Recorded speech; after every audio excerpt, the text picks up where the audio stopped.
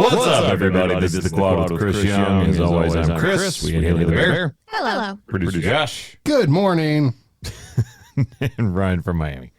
Y'all missed me? I missed you guys. Well, you're only here for 30 minutes, so. I know, you got to jump on and jump off. But Hey, man, breaking news calls. So So we got the poll, which we kind of did in a different way this week, but Monopoly won. Yeah. I'm not surprised. I said that going into it. Like, I get that Farkle is not a game that everybody has played. I love Farkle, for the record. Like, that's a sneaky dice game. Well, I mean, here's my thing. If people have played it, They love it. they love it. But it's also, I think Monopoly's just kind of ubiquitous. I mean, the fact that, they did a McDonald's contest for years and years and years, regardless of A lot of people mad that. how that went. I love that, by the way. There was nothing better than peeling off a checkerboard game and being able to redeem a free French fry. But it was messed up. You were never going to win. Yeah. Well, first of all, you were never going to win the overall prize, but you got free French fries and a free drink and like a free Happy Meal. Like, Okay. I was pretty satisfied with that. Since you weren't on with us last week, do you know what he's talking about when he says that? Yes, it was basically the whole competition to win $1 million was rigged. You were never going to win. You were never going to win $1 million. So they lied. A lot of people were mad that Yahtzee wasn't on there. Ooh, that's a good one. Here's my thing. I've played Monopoly as an adult. I have not played Yahtzee as an adult. No, I don't think I've played Yahtzee in 20 years. easily. It did, however, the podcast did remind my cousin that we are still playing our game from 1994. The one that we never I'm finished. sorry. Yeah. You're what now? There's still, I talked about it a little bit last week, but that I think there was still a game that we never finished from 1994 that I played with my cousins. Of Monopoly. Okay. I was like, if you're still playing a game of Yahtzee from 1994, I'm very concerned. God no. But so I think we're back on. Okay. All right. Do you remember what y'all left off on? Nope. Start from the beginning. Yep. Starting over. World's longest game.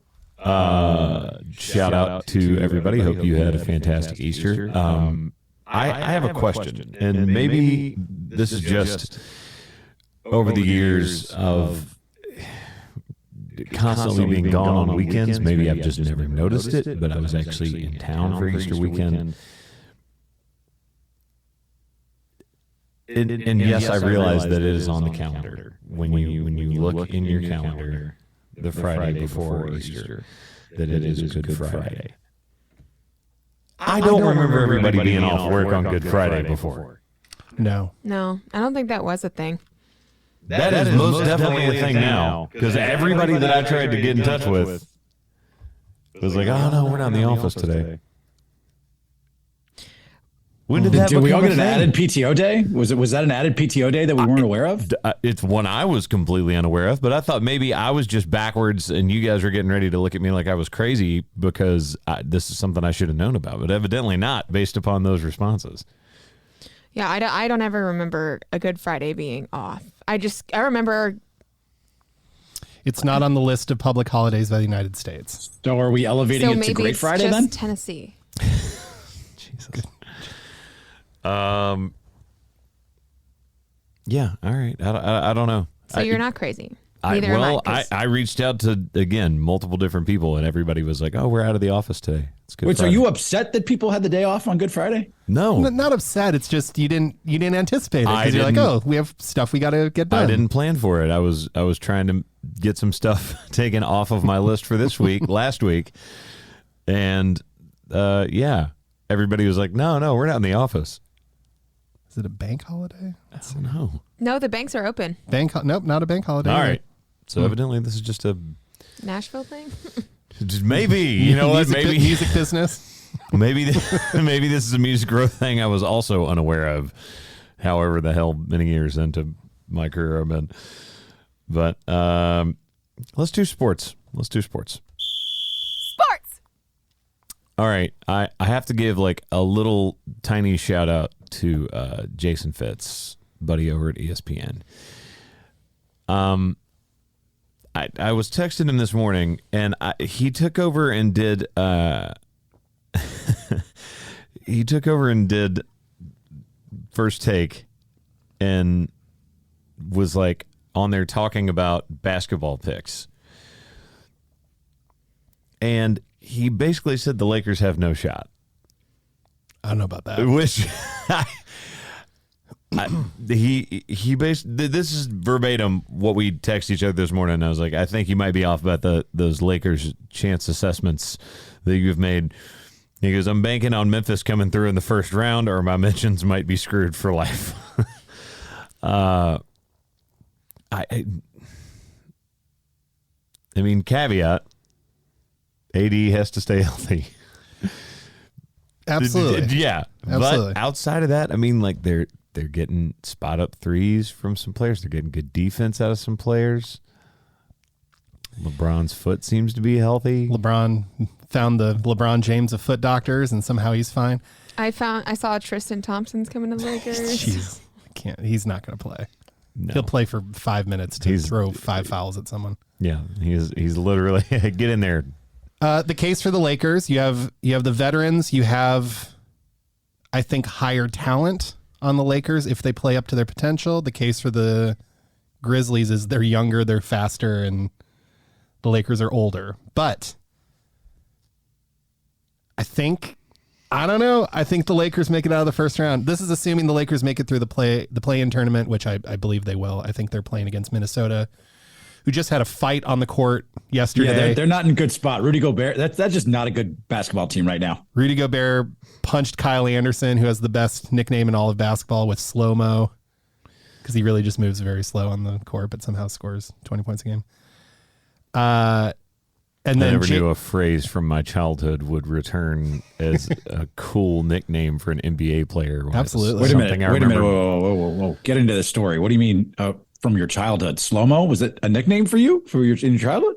No, that's like something from the Sonic the Hedgehog cartoon that was supposed to be like, oh man, he's hip and he's cool because he called people a slow-mo, which is just, life is cyclical. yeah, nerdy, dorky, but now it's cool that somebody got And then Jane McDaniels from the Wolves got mad and punched the wall and broke his hand. So the Wolves are not doing, and they've been. That's not the first time we've seen a basketball player punch the wall and break their hand. No, let's be honest. And the Wolves have been decimated. They had like a stomach bug that was ripping through the team. It's just not good. So the odds of the Lakers at least keeping their 7 seed really high. I think that they can beat Memphis in 7 games. They don't lose in the postseason when LeBron and AD are healthy. And all we have to show for that is the bubble season where they won an NBA championship. But when those two are healthy and teamed up in the postseason, they're very good. It's very hard to beat those two because you have to double one of them. Which one? Yeah. Probably AD, because you're probably going to let a 20-year vet, run around. But still, that's not. I don't know. It's going to be interesting.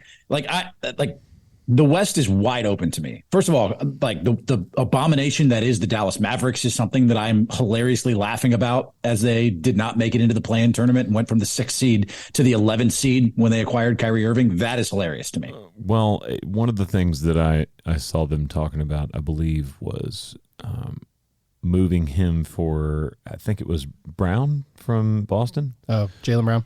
Yeah, because Jaylen evidently has like a good relationship with Kyrie, and they're talking about maybe swapping them. But here's my thing. Dude, he's in year 1 of a 5-year, $250 million contract. Also, the Mavericks are being investigated for purposely tanking. They did. They threw it. 100%. That was really terrible. You could see in the video, they were just tossing threes up in a 3-point game at the buzzer. It didn't matter. They sat Luka after the first quarter in a very winnable game. The Dallas Mavericks first round pick is top 10 protected. And so if they dropped out of the playoffs drastically, they get to keep their pick. It lets them have some flexibility moving forward. And did you think that team was going to make any sort of difference in the playoffs? They were not going to make noise in the playoffs. And look, the West is... I hesitate to say this because a lot of the time you'll get, oh, the East is so good and the West is terrible. Well, doesn't it always seem... Whichever side LeBron's not on. That side of the conference is just awful and they got no shot.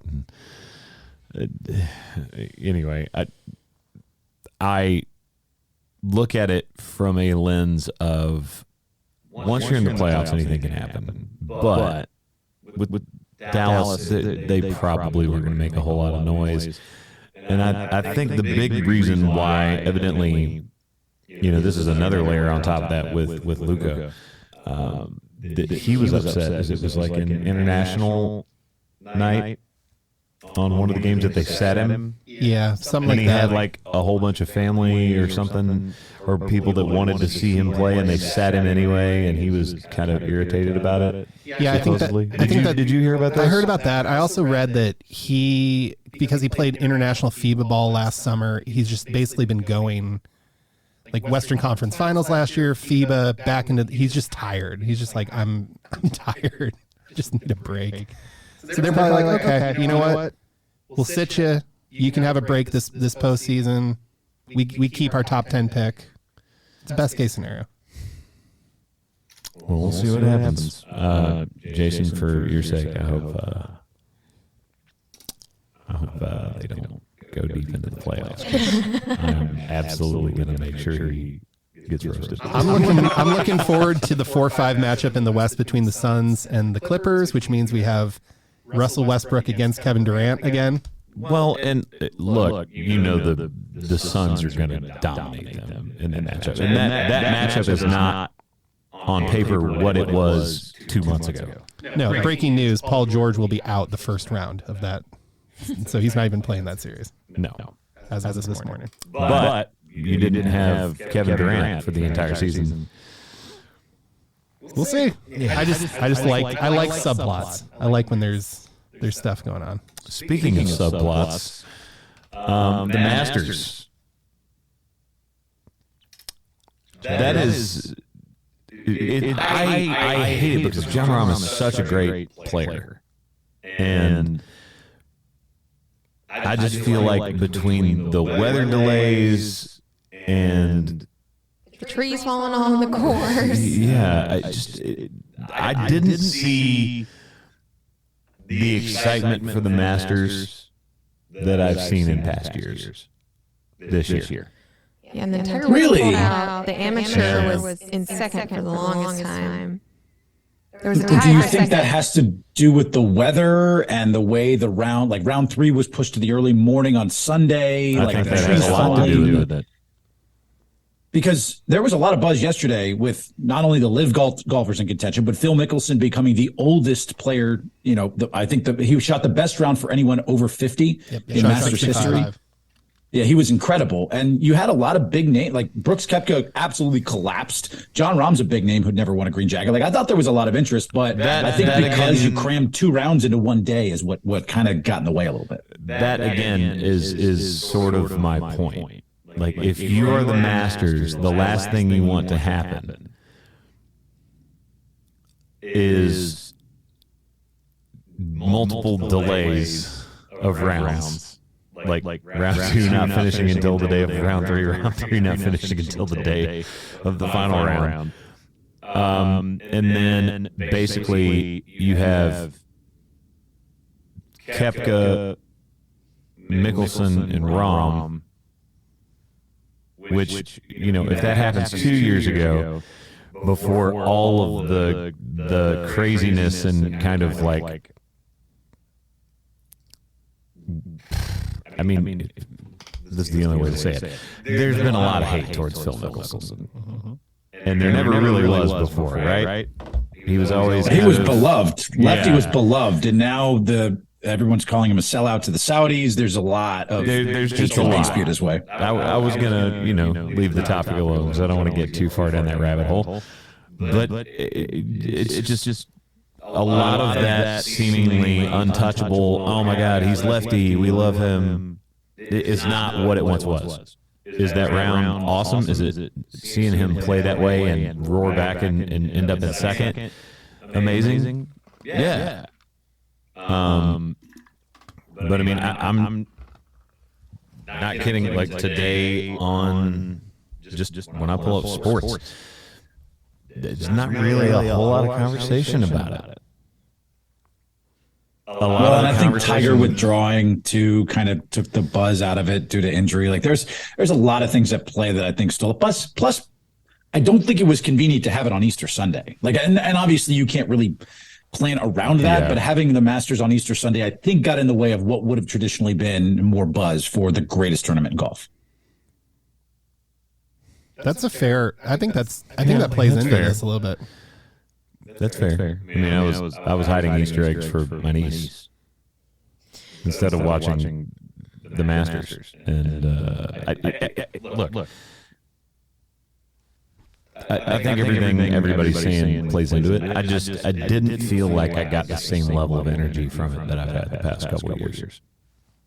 Yeah, I mean, again, I also think it has something to do with the fact of the draw of the people, because golf was so big when there was multiple people that everyone were looking towards, and then Tiger pulled out, but you have to think who are people excited to watch? Again, an amateur was in second place for the longest time, so that could be a possible thing in the future. Like there's a whole Happy Gilmore story at that point when you had the amateur in there. But I mean, obviously he didn't win. It would have been a whole different story if he did win. But I think people need kind of like a star to draw themselves to, like every other sport. In years past, would that have been Phil? Would that have been a bigger story? Well, and that's part of it. The PGA buried some of those guys like Justin Thomas, et cetera, with on why would that be? Right, some of these live golfers to not have airtime, to not be on television on purpose, and they buried them in pairings that you didn't want to watch, and so the crowd wasn't really into it, and that's part of it. That's their way of coming back to what live golf has sort of done to the PGA.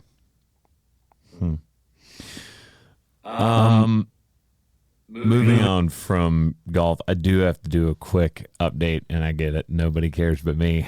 The UFC. You say that. Israel like the UFC. Adesanya. So was he not supposed to win that? I don't think he was. Here's the deal. That's the only guy that he's lost multiple times to, and one of the losses specifically, a lot of people were sort of uninitiated between the back and forth between those two fighters, didn't know what was going on. Obviously, Adesanya got knocked out when he fought and lost his belt. This was to regain his belt, and he had also lost multiple kickboxing matches, one in which he was knocked out. So during one of those, and this goes way back, and this is so petty, but also it made me sort of laugh. So Adesanya got knocked out, and the guy that he was fighting, his kid, who at the time was I think 5, ran up, got into the ring, and then pretended like he got knocked out, standing next to Israel Adesanya. So at the end of the fight, when he knocked him out in this UFC fight to regain his belt, he went over and made a point to find his son in the crowd and then do the same thing and pretend like he just got knocked out and fall in the middle of the ring. And I'm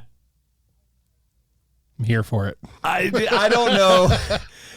I don't know. It was interesting reading through comments, because there were people that were like, "Oh, that's just a lack of class." But it kind of happened to him first. Yeah. I don't know. Anyway, it was just a really, really big fight, and the Drake curse. I think. What did you say? Drake put $3 million on him to win? Yeah, something like that. So it did not work. But yeah. So that was UFC 287, and Alex Pereira in Miami. By the way, it was in Miami. Yeah, MIAO 305. I do wonder if they're going to do another one, like a rematch. Well, I mean, you look at that fight specifically, right? So they got together. Israel Adesanya and the UFC they were like, no one's ever going to beat him. No one's ever going to beat him. He's incredible. And then he lost right at the tail end of that fight to a knockout to Pereira. Then he got back in the ring with him, knocked him out. So don't they do the rubber match? Even though they had already had fights before in their kickboxing careers. Wouldn't you, if you're Pereira, want to run it back one more time? Sure. In the UFC? So we'll see. Yeah. We'll see what happens. Also in sports, to go back, we obviously, the championship game for March Madness was on that Monday night, and UConn won, as we all predicted. Ryan, I think you posted the winner was tied winners, but there was only one winner, and it was at @_Reiner16 as the number one, and that person also got number two. But there's only one winner. I think the page just didn't refresh when you posted that. Gotcha. Well, it's my apologies. Congratulations to our one winner, who, by the way, I was surprised at the amount of people that picked UConn in our brackets. That was pretty good. Well done, guys. I only see one picking UConn. Anyways, but yes, so that was the winner. So congrats, Nikki, for participating. And yes, you are allowed to make more than one bracket. So if you want to do that next year, just know it ups your chances. Yeah. Can we talk about the undefeated baseball team before we exit sports? Or how many games in are we, Ryan? 9. Well, they've won all 9 games that they've played, and they're the only undefeated team in baseball. And you have somebody who's, I don't know, in the clubhouse every day. So you might want some opinion on baseball's best team or not. I would love some. Ryan, go ahead. Also, what happened in Miami? Wasn't that your team?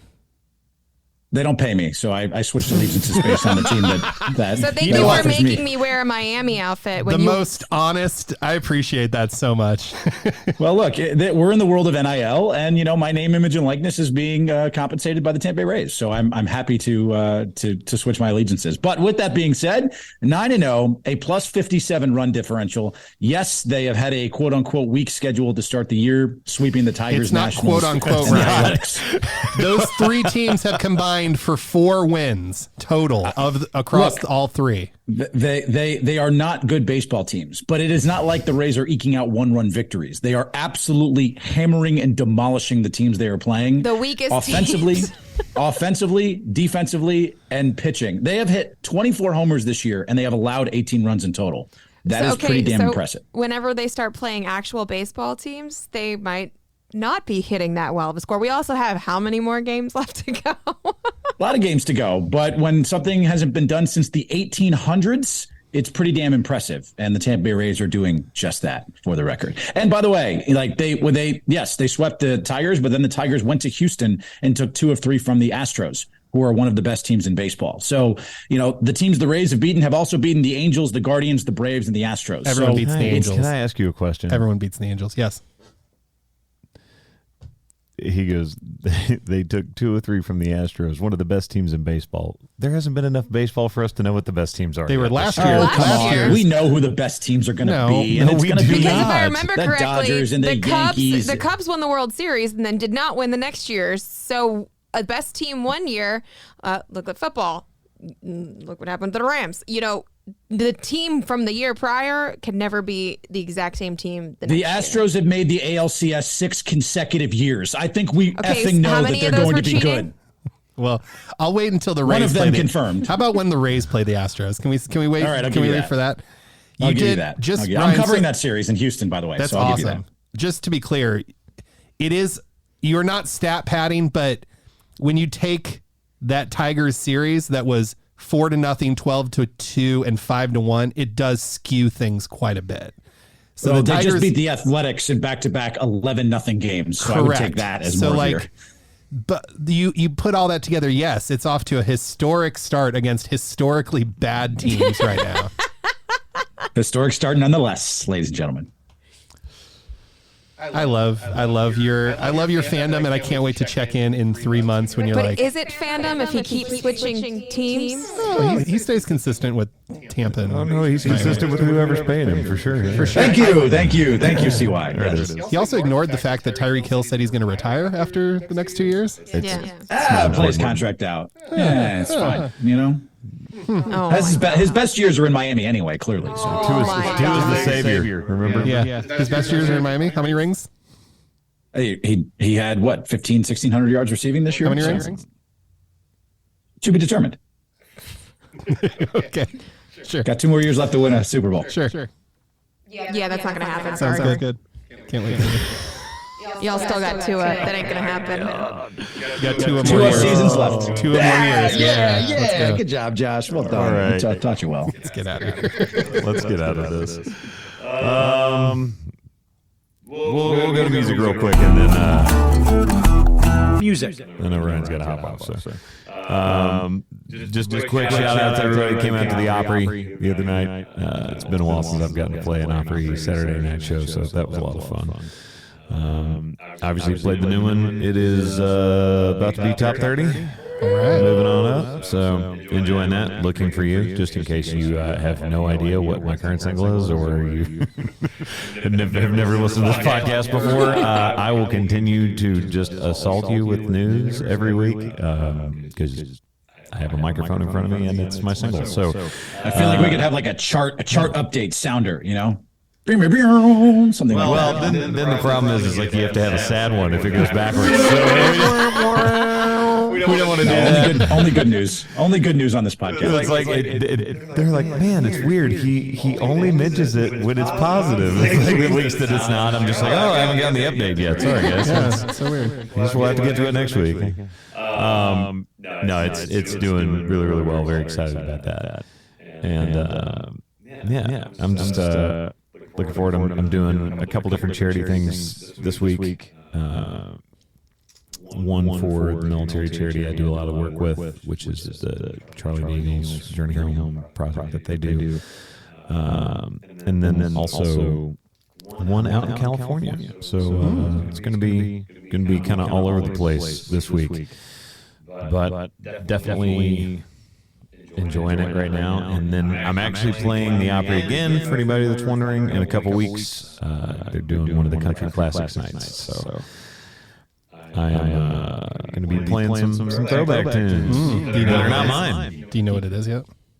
Yeah. I've got a list. I've got a list of like 10 or 12 that I kind of cycle through. Yeah, pre-approved. Like, this is kind of where I like to live. Yeah, I mean, sometimes we'll throw a new one in there every now and then. Like, I think one week that I did one, I was like, I'm just going to grab a random Alan Jackson song. But it's like, that's my opportunity to go back in the file and do, Marty Robbins songs and Merle Haggard songs and Keith Whitley and stuff like that. So it's always a lot of fun to be a part of one of those nights, and definitely looking forward to that. So keep an eye out if you're going to be around Nashville in the next couple of weeks. Might have to go see that. Nice. Heck yeah. I don't have anything. You don't have anything this? You're like, I don't have anything today. Yeah. No. All right. Well, let's do. What are you listening to? We'll do a quick round of that. Ryan. I'm listening to a lot of things these days. There's a lot of really good music that's been going on right now, and a big fan of all the artists in the world that are putting out good music. But the song you didn't have a song yet, did you? The song that I'm listening to right now, "Mountain with a View" by Kelsey Ballerini. I like that song that she's put out. She's actually got some heat on her latest album that came out. So, "Mountain with a View" by Kelsey Ballerini. I guess I did have a music thing. Played in Boston. You were like, I did do a thing. I was like, huh? Where am I? Yeah. But we threw a cover in the set, and it was Cody Johnson's "Till You Can't," which is it's a great song. It's just a great song. Yeah, it is. Love that song. All right. Well, I'm going to go back to my girl Sierra. She's not really I wish she could. Hey, what's up, girl? No, it's "Get Up" featuring Chamillionaire by Sierra. Love that song. It was one of my hip hop songs, and I moved out of the state before. Isn't it Chamillionaire? I say chameleonaire, whatever. Like chameleon. It could be. I think it's chameleonaire. I love doing the Sierra. This beat is automatic. Super. All right, I can't sing anymore. Sorry. Do you think Russell Wilson? Do you think he does that? You know what? I nothing that Russell Wilson does would surprise me. If you've ever seen his social media of when he gave himself the nickname. Yep. What was it? Mr. I always want to say Incredible because I think of the Incredibles movie, but it was We've said this multiple times. Mr. Unlimited. Mr. Unlimited. Yeah. Yeah. By the if way, you've never seen that, please just go watch it for me. It should be a rule. You should never be able to self-dub yourself with a nickname. Like, that should just be ousted. You can't do that. Well, first of all, anybody that tries to give themselves a nickname, like I wish, and I think I've said this before on the podcast, although it's been quite a while, I wish I had a cool nickname. I don't. Everybody just calls me by my initials. Would you That's like all me I to ever give get. you a cool nickname? That's literally been my nickname since forever. Like you can't give me another one that would happen more often than that. It's just what people default to. And I don't know why, but that is just what mine is. So I'm like, cool. I don't have a good story. There's nothing very. It's just my initials.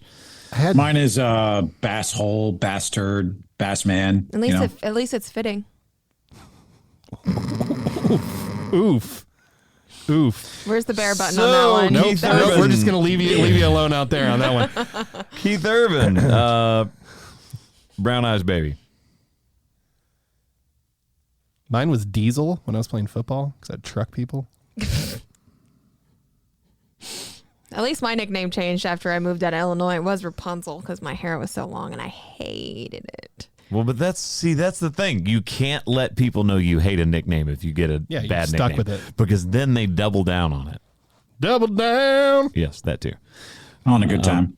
But they will absolutely double down on a nickname that if they sense weakness, it's like blood in the water. It's true. People will just call you that just to mess with you. I am people. I would do that. I would do it too. Well, I know. I hated my nickname when y'all first gave, or when Chris first gave it to me. No, it was Angry Bear. It's still. Yeah, but there it is. But at least you just shortened it to Bear most of the time now. It's still the angry is still it's implied. When the NFL season rolls around every year, that's when it becomes Angry Bear. We'll just do some. If I remember correctly, you were in a trash can after a Bears loss a few years back. There is a being very photo angry. somewhere of you standing in a trash can with a Bears jersey. That was because we lost by a field goal. Was it Cody Parkey? Go figure. Yeah, we say some names. Cody Parkey. How do you feel? Angry? Is it angry? I even had a bucket on my head. I say double doink. How do you feel? I'm going to double doink my fist in your face. Oh, Lord. See, there it is. There it is. That's all it took. Okay. Well, let's. We're gonna go to movies. I assume you're gonna hop off, Rye. Yes, I am, but I am going to see Air Jordan this week, so I do want to hear everyone's thoughts on it because I'm very excited for that film. Yeah, Air, it is. yes, I was correct. gonna say because I've done the same thing. It's just Air because I looked I've at someone heard- and said we're gonna go see Air Jordan, and they just cocked their head at me like, what? At one point, it had a 100% rating on Rotten Tomatoes, which I think was a first ever, if I'm not mistaken. It's kind of like being undefeated at the beginning of a baseball season where not enough people have rated it yet. With that, I will exit stage left. Love y'all. Bye. Nailed it. Oh, that was great. Well, you know what? Here's my thing. Since he has not seen Air and he's gonna see it, I'm just gonna go with what we got, which is a lot of news about this Super Mario Brothers movie. So, wait, Josh, did you see Air? I did. So do you want to hold off on Air? Or do you want to talk about we it? can wait. That's fine. we can wait and talk about it. Yeah. Movies. Spoiler. It's great. Very, very in-depth spoiler. That might be what I do tonight because I did see Super Mario. Okay, so I do have something interesting to say about this one. When you look at this movie, 56% on Rotten Tomatoes. 96% of Google users like this movie. So it's for people, not for critics. It's for children. I mean, it's for more than that. I've heard a lot of the video game podcasts and forums and people that have talked about it that are grown-ups going, hey, is it, aimed where it's family friendly and obviously right down the middle for anybody that, also grew up and having that nostalgia moment? Yes, there's a lot of things that play into both sides of it. Is it definitely leaning towards kid friendly? Of course it is, but it is. This is how simple they made the actual Google review when they say like the synopsis. With help from Princess Peach, Mario gets ready to square off against the all-powerful Bowser to stop his plans from conquering the world. Great. It's like the same synopsis for the game. Yeah. That was literally their whole synopsis of the movie? That was it. I find it amusing that it's just that short.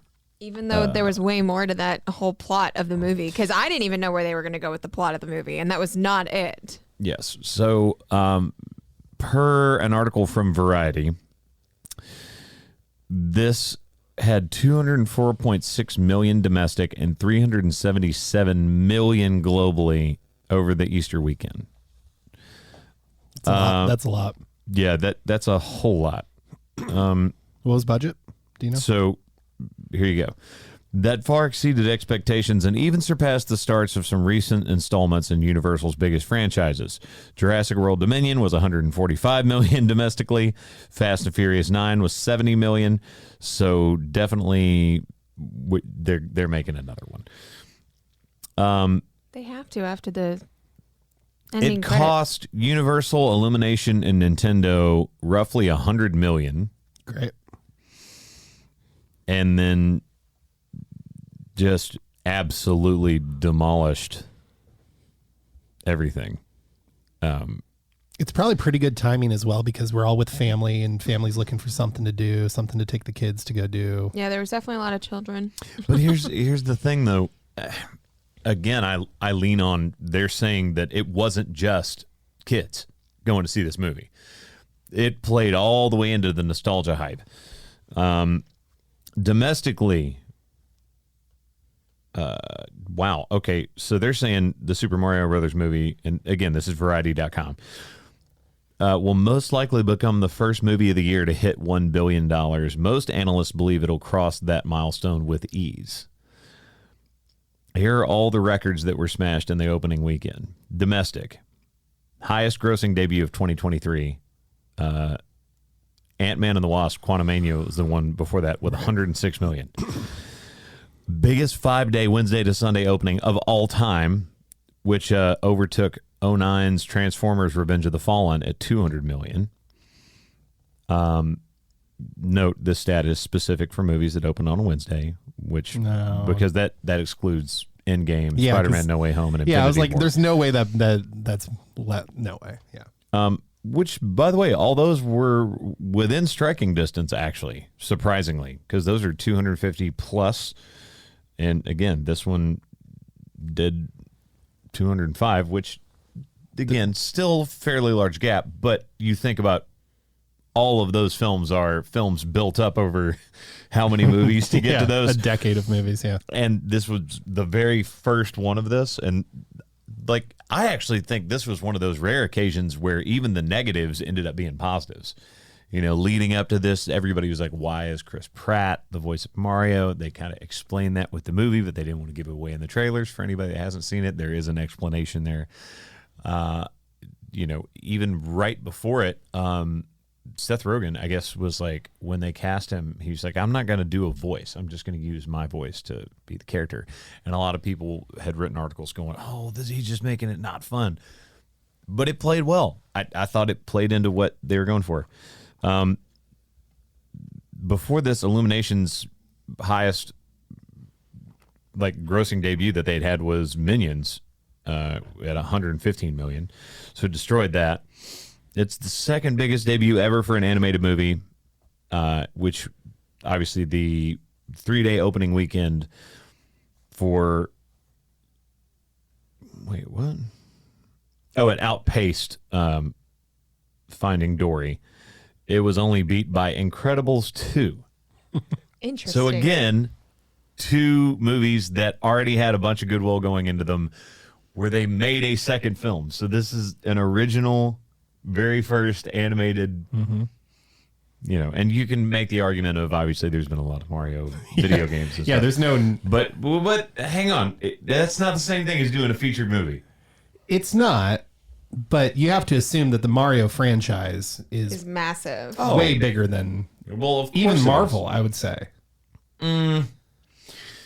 I know why you're saying that, and with the era of video games that we exist in now being so large, and that amount of money that gets spent on it and the number of decades, I can see what you're saying, but at the same time, making that into a movie franchise, take the very first time they tried to make a live action Mario film. It's so bad. It was awful. It was awful for anyone that's never seen it. Just go watch it just for fun. It's really bad. It's really bad. Please don't do that to yourself. Bad. Sonic the Hedgehog 2 was the highest grossing debut for a video game adaptation before this at $72 million. Interesting. So a lot of people like this. Did you guys like this? My opinion, I thought it was cute. I liked it, but I won't watch it again. I thought it was great. I know exactly what it is. It gave me exactly what I expected. Did I think it was going to be some genre-defining plot twist and just like Citizen crazy? Kane for yeah, of course not. Of course it isn't. And I thought they did all of the right nods to the way they handled the characters, the way they handled the story, the way they set up a possible next movie. I would watch a follow-up movie, and I'm saying I like the movie, but at all, like, especially from Illumination, Secret Life of Pets, I'll watch that over and over and over again. I love that movie. As a kid's movie, I liked it, but at the end of it, I was like, I liked it. I'm glad I saw it. I'll watch the next one, but I probably won't go back and watch it again. This is why I like having a niece. I can just use her as the excuse. Be like, yeah, sorry guys, she really wanted to see it again. Yep. So, all right. Well, if we're gonna do Air next week, for Ryan, then we'll hold off on going over that one. Anyone that hasn't gotten a chance to go see that yet, please go see it this week. Go see it this week, because we're gonna break it down next week. It was so good. And let's go to the hot take. Hot take! Being that Easter just passed, my sister would disagree with me on this, but the hot take this week: best Easter candy ever. And it is, without a doubt, zero question, Peeps. I'm just kidding. No, actually, that's where Dot would go. That's Dot's favorite. And somebody wants to take that, you're more than welcome, because this is like mic drop, walk off. It's the Cadbury Cream Egg. Fight me. Go ahead. It is the Cadbury Cream Egg. I'm sorry. That is the best Easter candy. Like, it is goated. It is the Reese's of Easter candy. Like, if the peanut butter cup in like the king size package is what you're looking for somebody to drop in your bucket at Halloween as a kid, the Cadbury Cream Egg is what you want at Easter. That's it. Chris, I 100% agree with you. It is one of the fewest wonderful memories of being a child. It's seasonal. I know you can get them all year round, but you don't eat them all year round. It's like turkeys. You can get them. You can have a turkey in June. And by the way, we have a magical superpower when we were kids that we have. A lot of people talk about the difference between being an adult and being a kid.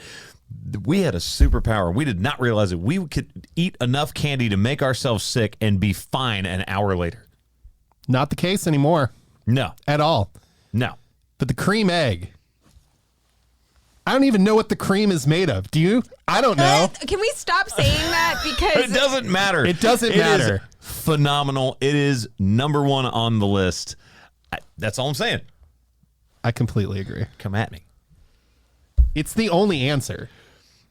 Look, you are trying desperately to find something to argue. No, I keep hearing the word cream. Cream egg. Cadbury cream egg. Cadbury cream egg. No, I'm going with. So growing up, my mom would be like, "No, Haley, your favorite candy was Peeps," because I was the only one of my siblings that was obsessed with Peeps, especially the blue ones. Love the blue Peeps.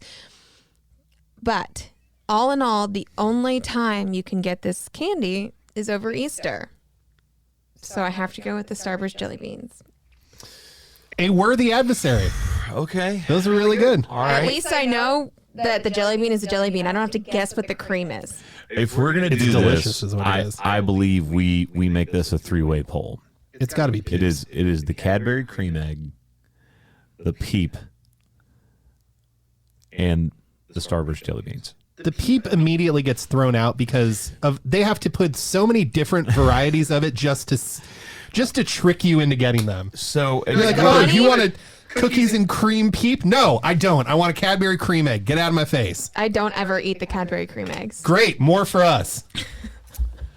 Thank you guys, as always, for listening to Go Out with Chris Young. Make sure you go check this out. And, let's be honest, guys. I don't care what anybody says. It's the Cadbury cream egg. It's true.